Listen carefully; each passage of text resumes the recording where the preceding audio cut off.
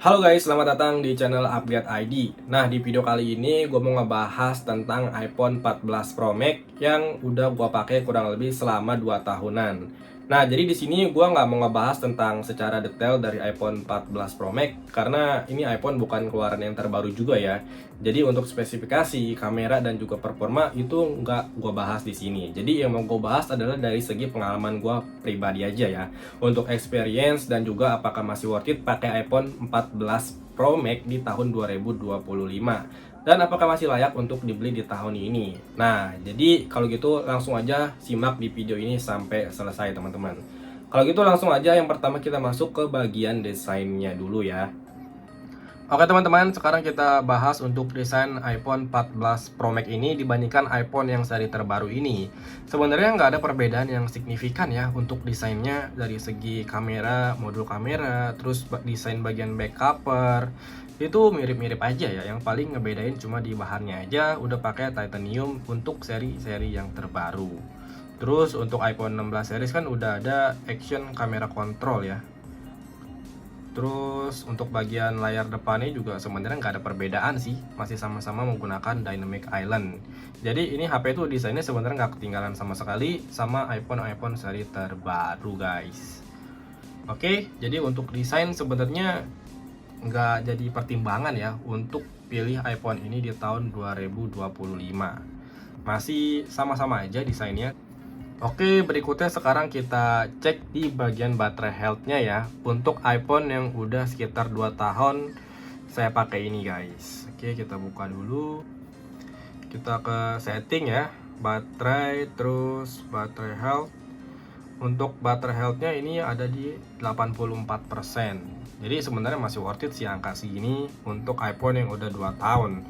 Dan untuk performa baterainya pun ini masih tahan untuk seharian ya. Untuk chatting, untuk sosmed, untuk nonton YouTube, Netflix, game tipis-tipis itu masih bisa bertahan seharian teman-teman.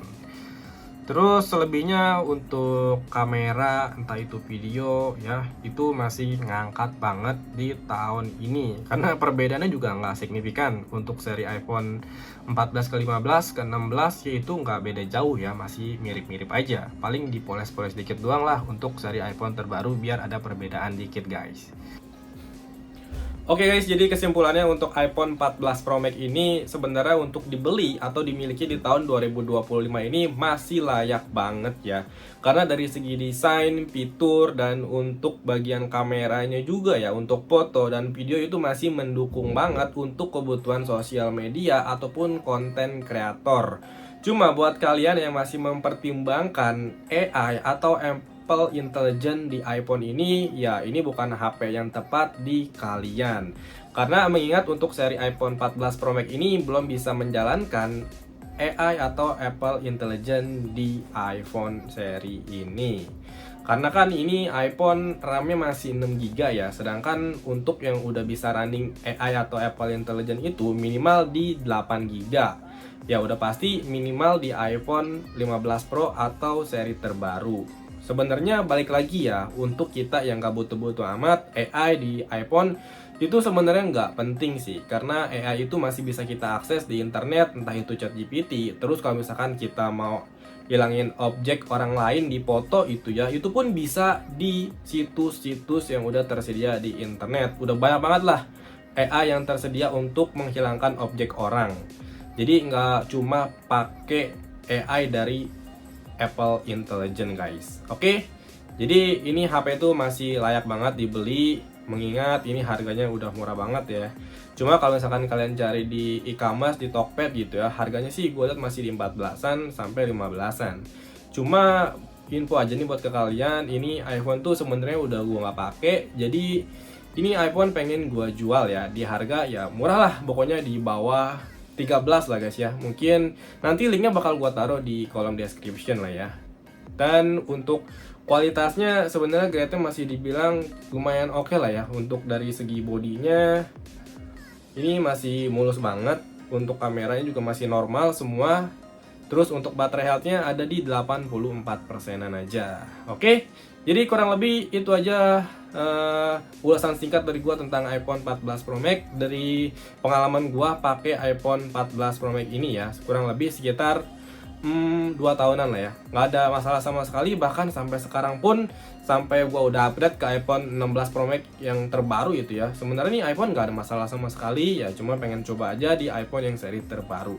Sebenarnya nggak ada perbedaan yang signifikan ya. Kalau misalkan lu upgrade dari iPhone 14 ke iPhone 16, itu feelnya sama aja bro, sama aja, nggak ada perbedaan sama sekali. Kecuali sih ya, dulu nih gue pernah pakai iPhone pertama itu iPhone 15 Pro ya, jadi sekitar setahun yang lalu gue pindah dari Android. Itu perbedaannya feelnya berasa banget, karena kan kita baru pindah ya dari Android ke iOS. Itu jelas beda banget ya, mulai dari tampilannya, terus pengoperasiannya itu menyenangkan sekali lah, karena banyak hal-hal baru. Cuma kalau misalkan kita pindah dari iPhone 14 nih ya, atau 15 ke seri iPhone yang terbaru, menurut gue sih itu feelnya biasa aja, nggak ada perbedaan yang gimana ya, yang menyenangkan sama sekali lah. Pokoknya kalau misalkan lu mau upgrade iPhone nih ya, biar lu berasa banget, gua saranin sih 5 tahun sekali aja. Karena itu biar lebih feelnya berasa baru aja guys, jadi lebih fresh gitu ya. Jadi kalau lu upgrade iPhone setahun sekali, menurut gue itu nggak ada perbedaan yang signifikan dan nggak ada hal yang menyenangkan. Oke, jadi kurang lebih seperti itu aja untuk ulasan gua tentang pengalaman gua pakai iPhone 14 Pro Max ini. Sama sekali nggak ada kendala, bahkan untuk pindah ke iPhone 16 Pro Max pun itu sebenarnya feel-nya sama aja. Paling yang membedakan cuma adanya AI atau Apple Intelligence. Itu aja sih. Dan itu pun sebenarnya nggak kepake sih untuk AI atau Apple Intelligence di penggunaan sehari-hari. Ya, gitu aja lah. Terima kasih buat kalian yang sudah nonton. Jangan lupa untuk like dan subscribe di video ini. Bye-bye.